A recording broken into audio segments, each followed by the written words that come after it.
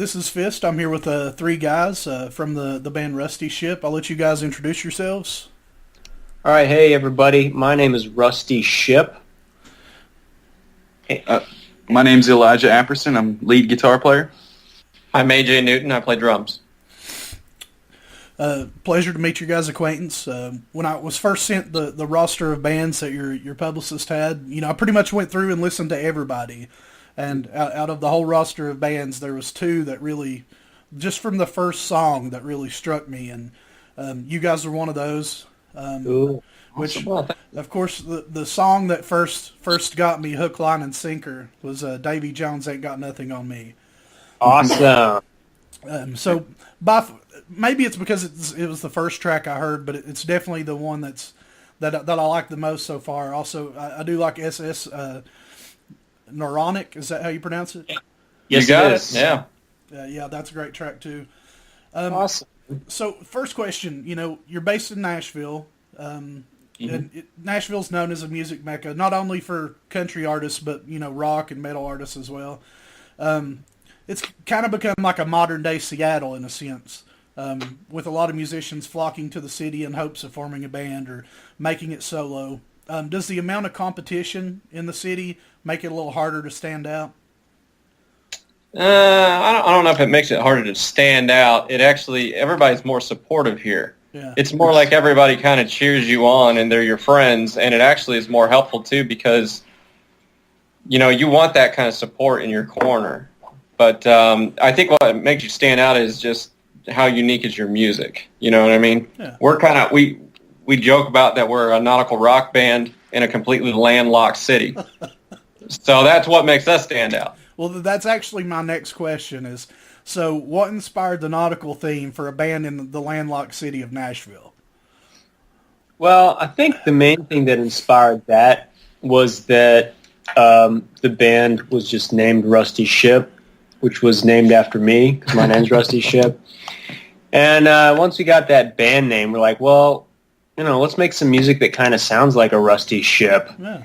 So it kind of had this nautical approach, even though we're in Nashville and all we've got is the Cumberland River here. That's like the closest we have to nautical. There's a lake or two. Yeah. But you know what? The whole nautical thing, it's like, okay, it's kind of like you said, man. Like you look at a list of rock bands, metal bands, and it's like, okay, another rock band, all right, another rock band. But then you get to this nautical band, you're like, what is this? And, it stands out from the pack, which is great. And with the sea of competition that we do have with other bands and just everybody trying to fight to survive, it's kind of nice that we have something interesting that makes us stand apart. Mm-hmm. Like you said for yourself, it left an impression on you. It sticks in your head. And that's what we want. Yeah, I agree. A lot of bands at first, we've seen numerous bands that come out with some type of appearance theme. Like Slipknot has the mask thing, Mudvayne had makeup, Kiss had makeup, and stuff like that. But I think you guys, you have your own niche, but it's much more of an intelligent base because lyrically, a lot of these songs aren't by any means easy to write. I mean, just by your newest single, the SS Neuronic, I mean, you had to do some research for the lyrics of that song. And I think that's something people can appreciate.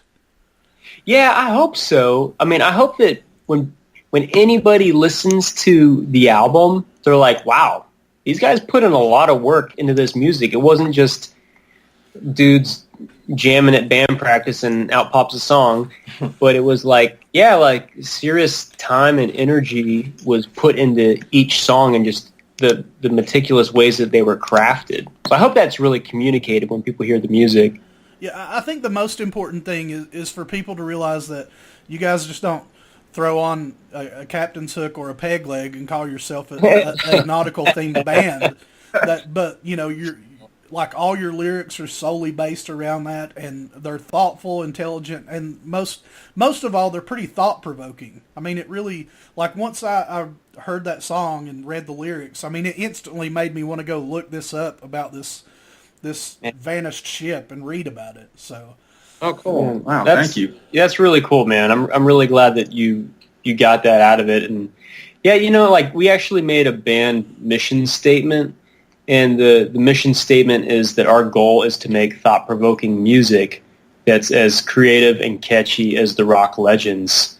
So like that's what we're aspiring to. So the fact that it came across as being really thought-provoking to you, for us is like, man, mission accomplished. We did what we set out to do. Mm-hmm. Yeah, you've achieved that goal. It's time to set a new one for sure.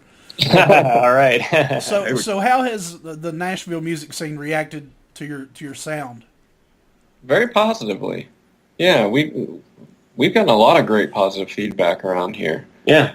But not just Nashville, just everywhere we go. It's kind of like, well, we played a rock festival in Indiana last year. At Outlands? That Outlands Rock Festival, yeah, and it was a lot of bands from all over the country. We even opened up for Smile Empty Soul and Tantric. And it was unique because most of the bands we played with that day were just strictly hardcore metal bands. And then they heard us, and they're like, oh, that's the polar opposite of what we just got done hearing. So we stood out and made a lot of new friends and fans like that just because it was different. And what, like you said, the lyrics are thought-provoking. People can kind of connect to the music. So in Nashville, you've got that too. You've got a lot of talented people. If anything, it helps raise the bar. It kind of forces you to raise the bar because you see what your friends are putting out, and you're like, okay, well, they up the ante. I'm going to up the ante next. Mm-hmm.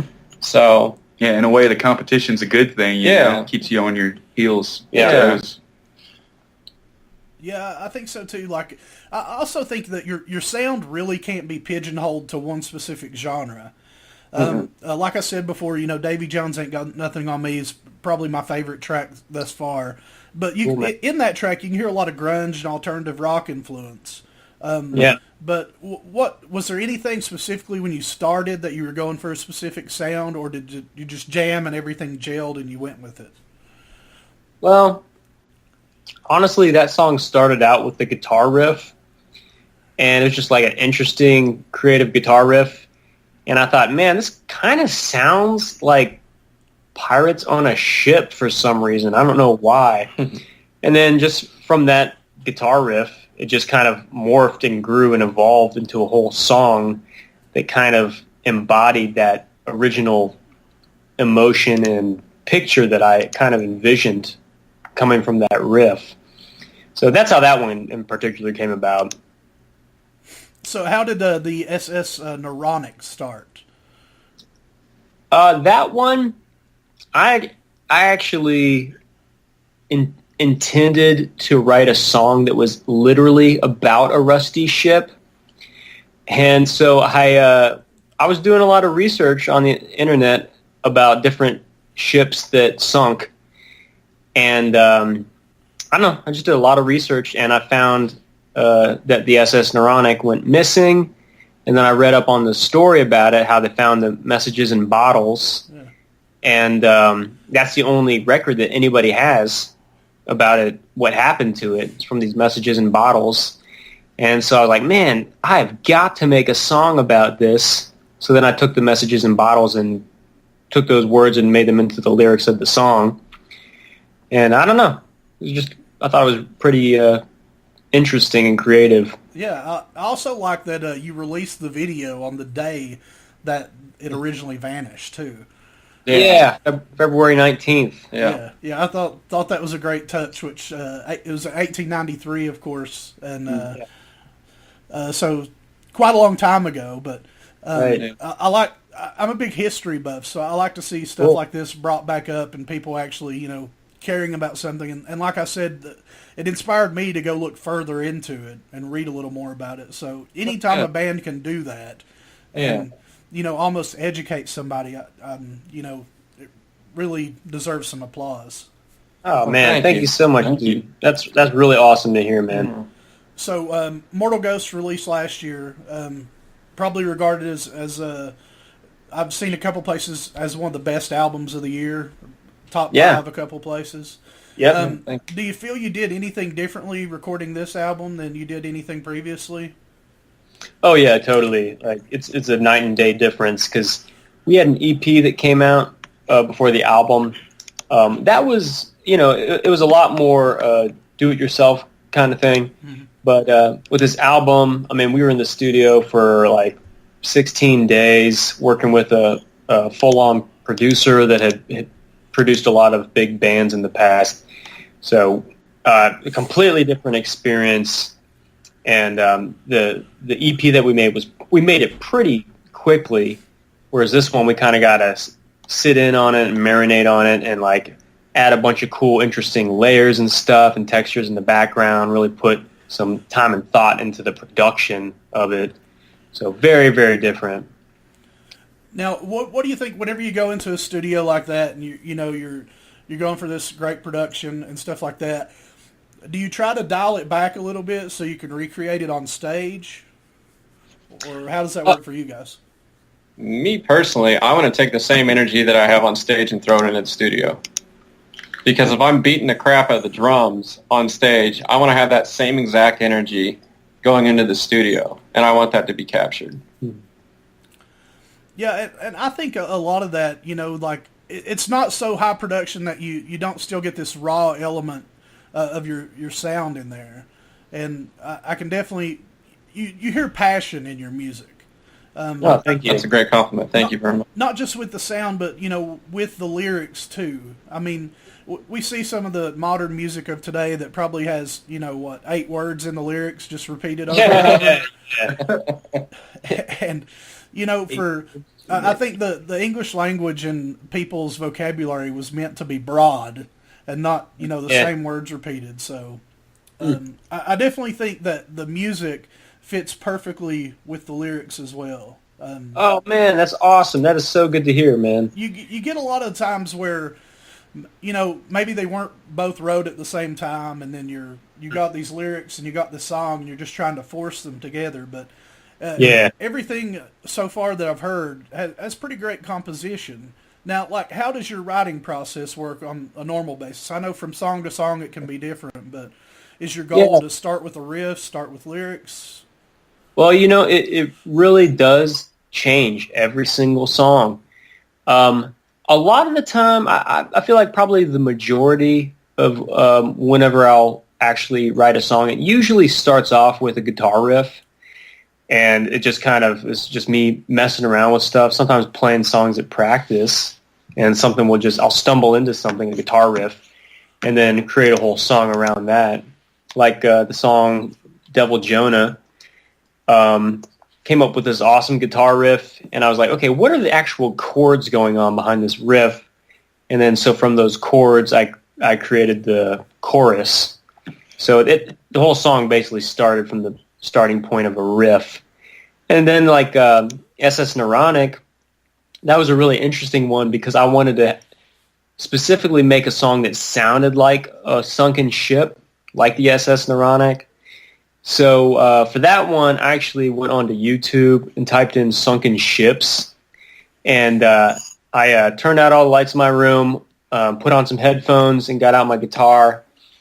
And so I was like literally creating riffs while looking at images of sunken ships so that I could try to just come up with riffs that kind of sounded like the sunken ships. That's awesome. It's stuff like that fans should really know that how much effort actually goes into creating just a single riff or a song, or even, just the starting process of a song. That you just weren't sitting there, jamming out, that you actually kind of made it tie in with the theme of the song and of the band and put some effort into it. I like that. I usually try to do that with most of the songs that I write. Like I try to let my mind really meditate and immerse in the subject matter of the song. Like even the song Devil Jonah, it has a lot of fiery lyrics about like with hellish imagery and stuff. Mm-hmm. So like I think while I was writing that song, I read that story, the Devil and Tom Walker, as just kind of a way to get inspiration for like the lyrics for Devil Jonah. So same kind of thing as SS Neuronic. Now, because you guys put so much effort into your music, not just sweat and time, but also research and love and passion that we can easily hear. what's the ultimate payoff to you? I mean, at what point, after you've created a song, what makes it all worth it for you guys? Is it just hearing the final product? Is it seeing that it connected with a fan? Or it's a mixture of things. Having something fun to play on stage, I think for me is mostly the best part. Yeah. Writing a good riff and hearing it on the record and then seeing how that'll translate to the stage. Yeah. I'm like that. I like to see the audience's reaction to a song that maybe they've never seen us perform before, or some of the favorites that they still love to hear. But yeah, the creative process too, like you said, when you finally hear a finished product and you're like, wow, look at what we did. You know what I mean? And then to finally maybe hear the end result if people like it or not.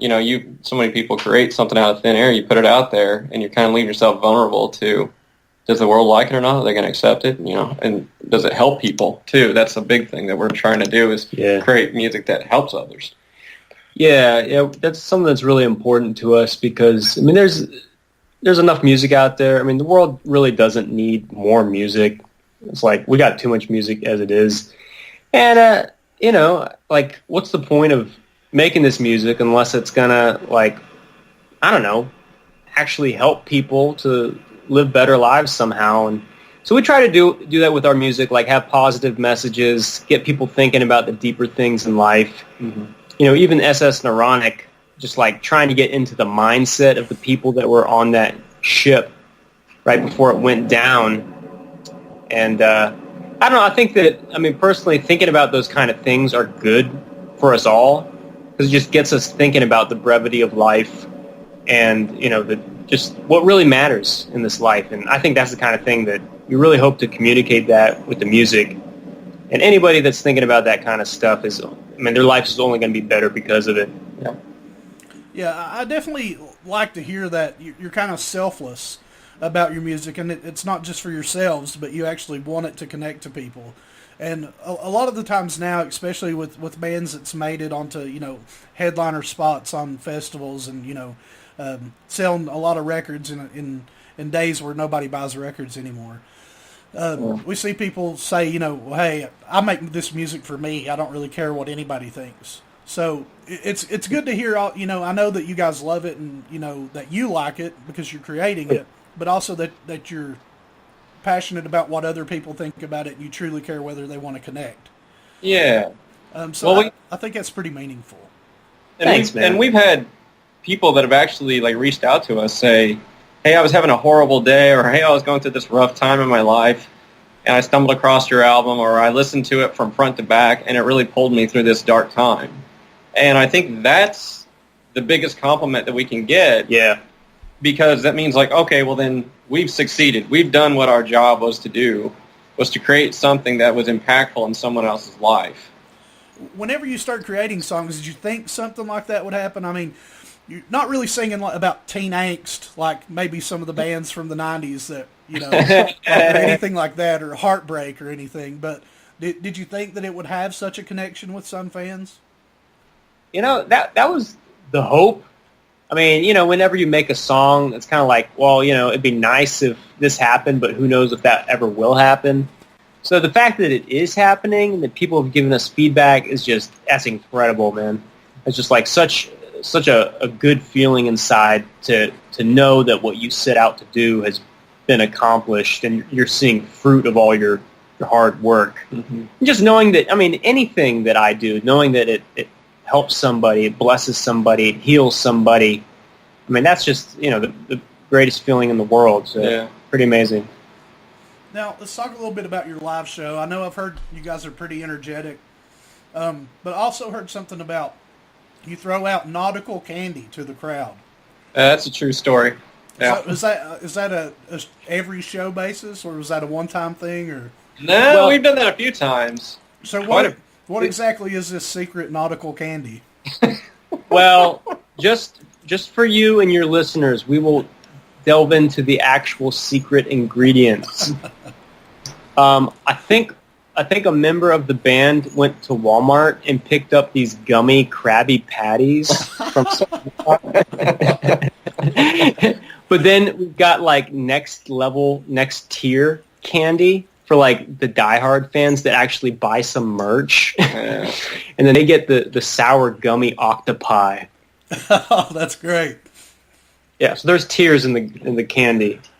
I like that. They have to move up slowly. Yeah. So do you have any shows scheduled right now? Yeah, we got a bunch of shows just kind of scattered through the year. We got some tours in summertime. We'll be at Cafe Coco on the 24th. Yeah, that's coming up. That's probably the closest show right here in Nashville. Yeah, and then we're going on tour with Ravenhill in the fall. So we'll be touring the Midwest with those guys. So staying busy. And in the middle of that, we're working on new material right now. So Yep. The Rockathon. I used to see a lot of shows in Nashville. I used to live in Bowling Green, a little closer to Nashville. I know some of you guys moved to Nashville. That you're not originally from there, right? Yeah, all of us. Yep, all of us. That's what I thought. So how long have each of you been in Nashville? Well, Rusty, I've been here 5 years. I moved down here from the D.C. area. And, let's see. I moved here a year and a half ago, and I moved down also from Northern Virginia, about an hour from D.C. and then I moved down from Indiana about a year and a half ago as well. Okay. A half hour. This may have been before you guys moved there, but there used to be this really cool place called the Muse. Oh, yeah. That closed down like right as I moved here. So the first time I ever went there, I was seeing a band called Pissing Razors from Texas. Oh, yikes. All right. So, like, on the front of the building, it doesn't say anything about the Muse. It's just, it says Kung Fu Coffee on the front, and there's a big airbrush mural of Bruce Lee on the side. Whoa. So I think I'm lost, I'm like, where is this place? Yeah. And so I go in there, and I'm like, it's the right address, but it's, doesn't say the name of the place. And she's like, oh, yeah, it's in the back. So, like, you have to go through this coffee shop and walk through what almost seems like a closet door. And then it opens up to this big stage. And, like, it's about, I'm sure you've been to the Exit Inn, right? Yeah. It's probably about half the size of the Exit Inn, like, as far as the floor space.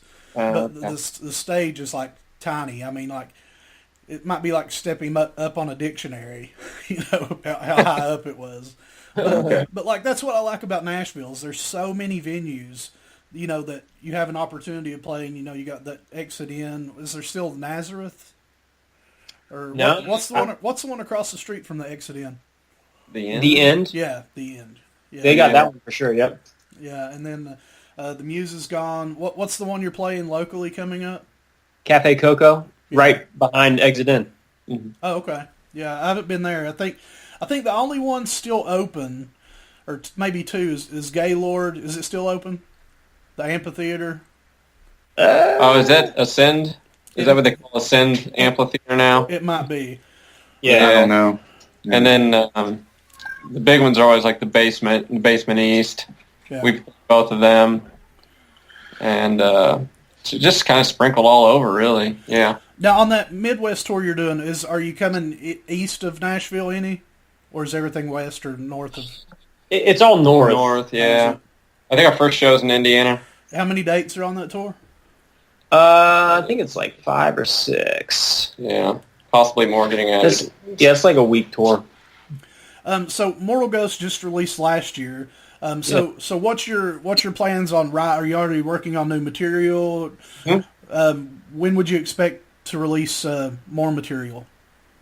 Well, we're planning on doing something a little different than what we've done before, and we're trying to release like singles scattered throughout the rest of the year. Okay.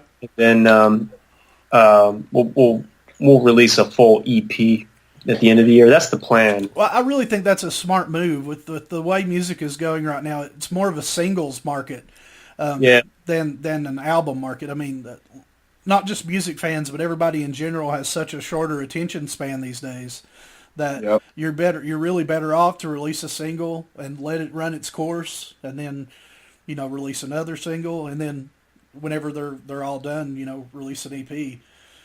So I think that's a pretty smart move. Was the SS Neuronic, is that one of the singles so far? That was one that was actually on Mortal Ghost. Was it? Okay. It was the last single from that album. So any clue when you expect to release the first one? We're planning on either late June or July. And are you recording these the same place you did Mortal Ghost? The plan right now is that we are going to try something different. So, that's all I can say about that right now. All right. Well, guys, I really appreciate your time. Anybody that's listening that hasn't checked this band out yet, you definitely need to. They will get you hook, line, and sinker. Nice. Very first song, SS Neuronic, Davy Jones Ain't Got Nothing on Me, or pretty much anything they got is really going to capture your attention, especially if you like thought-provoking lyrics. And if you've ever been on a ship at any time, or even a fan of Gilligan's Island, you're instantly going to fall in love. So anybody north of Nashville, check these guys' dates out. Make sure to see them on tour. Remember, if you buy some merch, your candy may get upgraded. Yeah, man. So there's always that. Well, guys, I definitely appreciate your time. Hey, thank you so much. We appreciate you. Thank you very much. Thanks, Fist. Hopefully we'll see you soon sometime on the road.